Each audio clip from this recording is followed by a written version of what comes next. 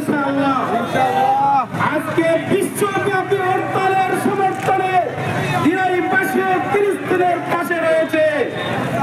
আমরা একথা পরিষ্কার বলে দেই, দল মত নির্বিশেষে সবার ইমানি দায়িত্ব, মানবতা বোধ যাদের অন্তরে আছে তারা ফিলিস্তিনের পক্ষে অবশ্যই থাকতে হবে।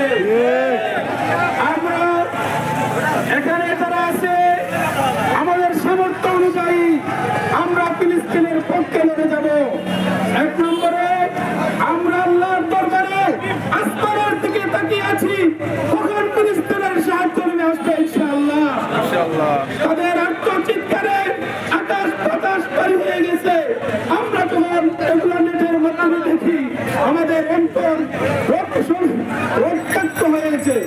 আমরা আমাদের সামর্থ্য অনুযায়ী আমাদের